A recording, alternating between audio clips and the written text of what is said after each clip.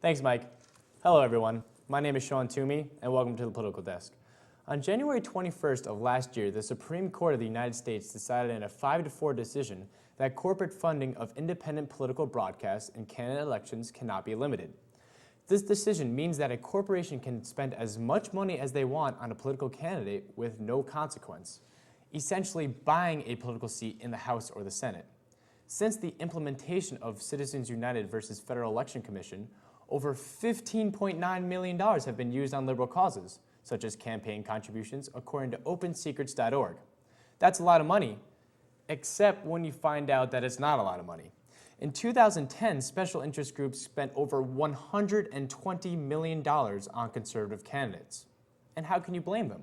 Conservatism usually means fewer taxes and less regulation on corporations, which would make these corporations more money.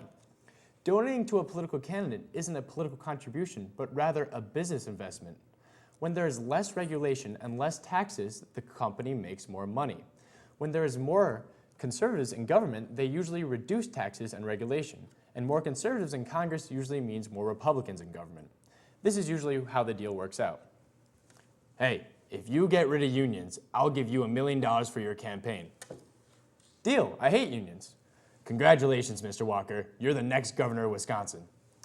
Currently, the Supreme Court is deliberating on an Arizona law that would increase candidate choices placed before voters and reduce the corruption associated with large special interest campaign contributions.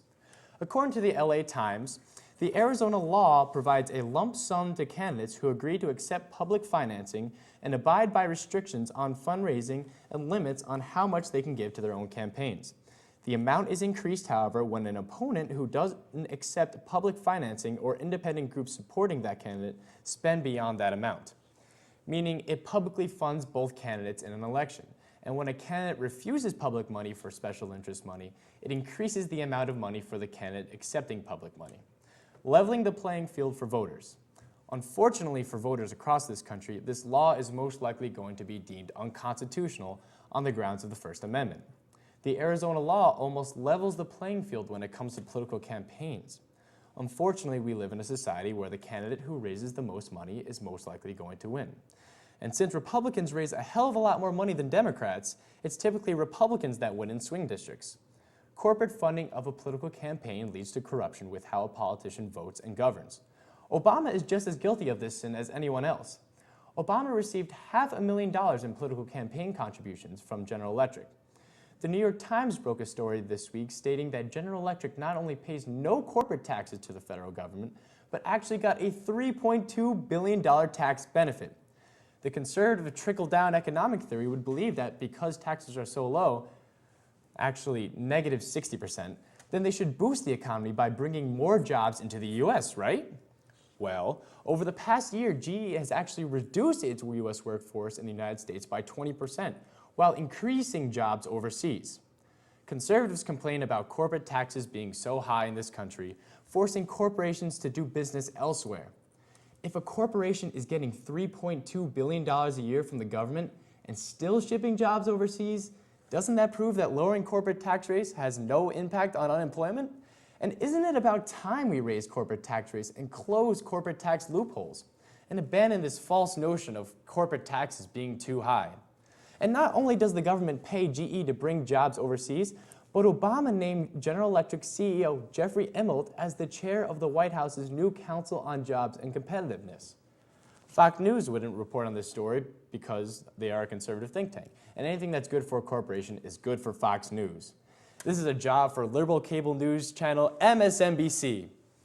Oh wait, MSNBC is owned by General Electric, so you won't see coverage there either. It is unfortunate how politics works in this country, and it all starts with political campaign contributions. This Arizona law that is about to be deemed unconstitutional could be a step to end corruption in politics, and I'm sure if it was brought to a vote, it would receive a majority opinion in the United States. But unfortunately, the First Amendment protects it. I'm all for the First Amendment. I think it is the most important thing in a free and democratic society. But the fact that corporate campaign contributions is protected under it doesn't sit well with me. The president appoints the Supreme Court, Justice of the United States. The president gets money from corporations. The Supreme Court rules in favor of those corporations. It's pretty simple. The American corporation's largest business investment is American politics. They control the presidency, the Congress, the Supreme Court, and the media outlets. The only thing they don't control is our right to vote. One person, one vote. And trust me, that scares the hell out of them. That does it for us here at CSTV News. My name is Twomey. Thanks for tuning in, and hopefully we'll see you next week. Good night.